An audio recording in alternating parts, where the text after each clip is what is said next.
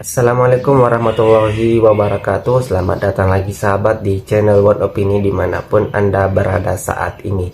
Pada video kali ini kita akan membahas di mana Pak SBY bercerita dengan Pak Jokowi, yang dimana pada waktu itu beliau masih menjabat sebagai Presiden ke-7, dan Pak SBY bertanya bahwa apakah Demokrat masih bisa bergabung dengan koalisi, dan Pak Jokowi menjawab, ya masih bisa karena beliau masih presiden. Namun ada yang tidak suka dengan bergabungnya Demokrat pada waktu itu. Ya siapa lagi kalau bukan Mak Bantengnya sahabat-sahabat.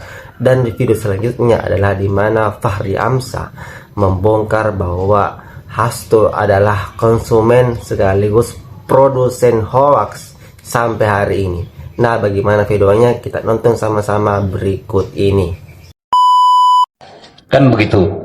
Nah, Jokowi harus kita akui adalah seorang ahli pencitraan yang udah level dewa. Pak SBY kalah.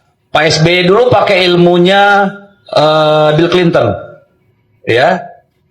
Kalau Jokowi udah pakai ilmunya Obama dan lebih lagi, ya.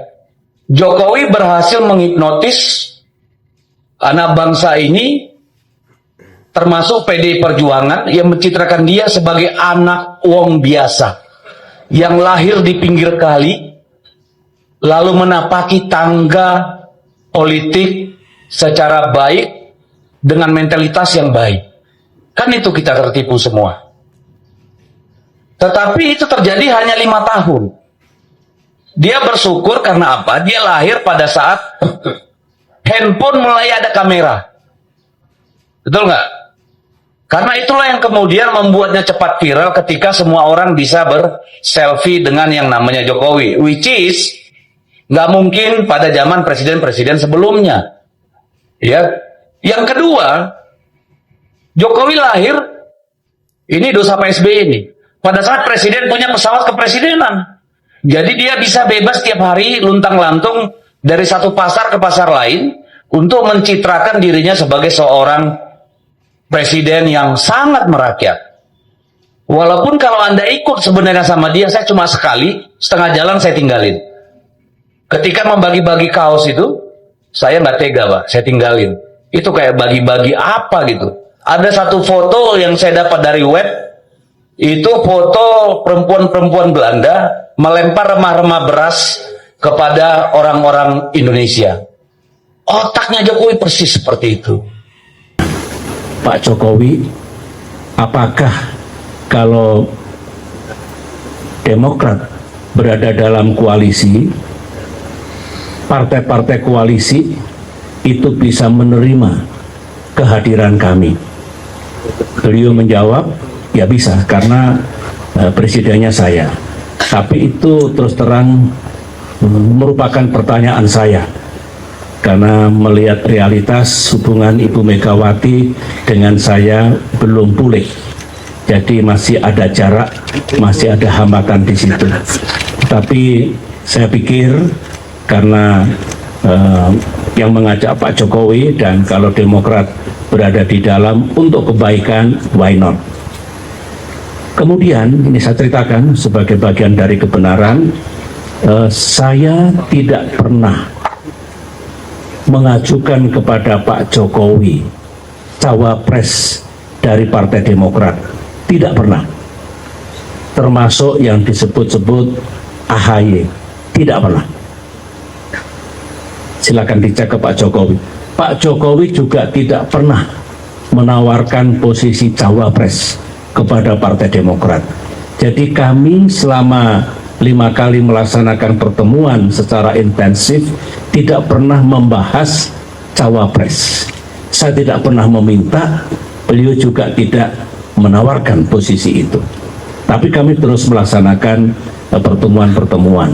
Apapun kan, ini kan sudah bicara etika. Oke. Ya. Saya kadang-kadang memang sahabat saya Jokowi ini, ya, berdarah dingin juga. Apa bang, berdarah dingin? Kenapa nggak berdarah dingin? Sadis loh. Bayangkan, berdarah dingin. Di mananya berdarah dinginnya tuh di mananya? Bayangkan, Ini etika loh. Dia presiden 2 periode dan kami yang mendukung. Ya, oke lah. Secara kepartean.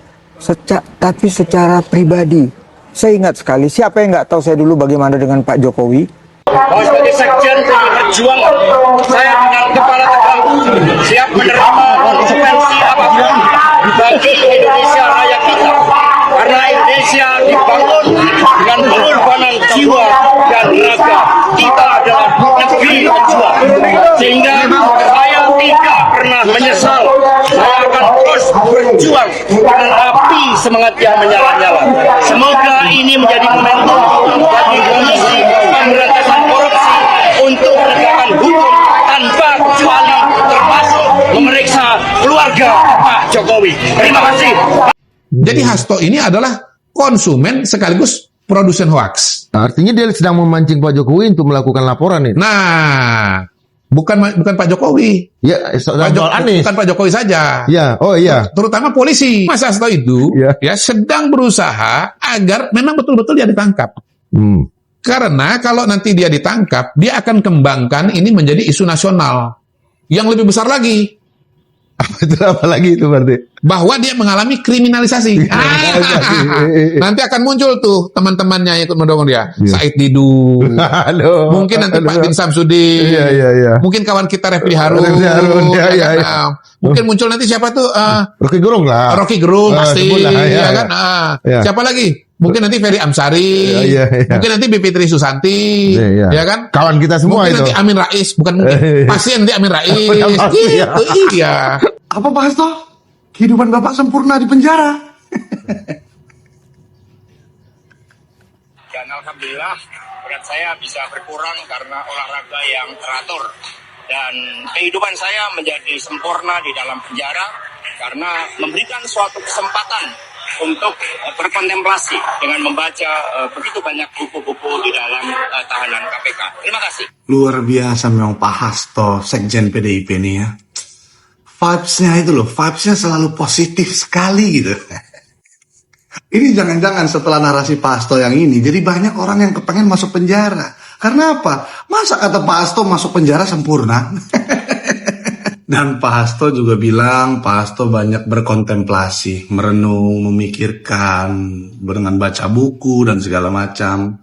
Dengan begitu banyak buku katanya kan.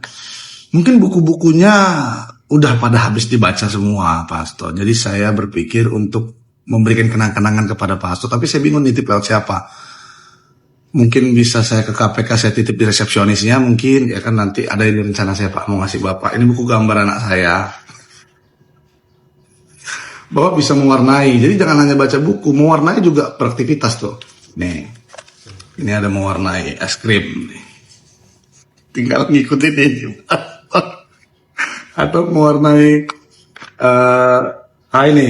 ini ada juga nih sosis.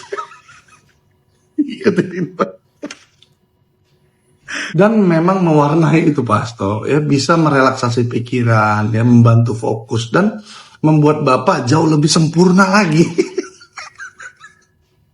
Apalagi ada gambar sushi Pak. Malah tuh ngidam sushi di dalam kamu.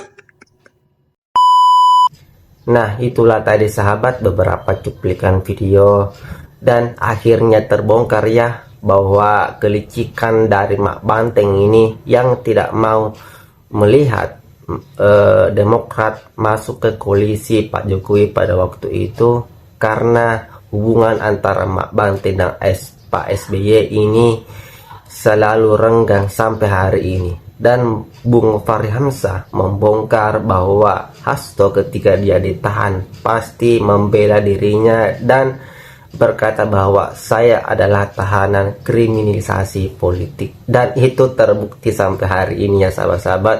Dan Hasto adalah konsumen sekaligus produsen hoax menurut Bung Fahri Hamzah. Nah, bagaimana pendapat Anda? Silahkan komentar di bawah. Jangan lupa like dan subscribe. Sekian dan terima kasih.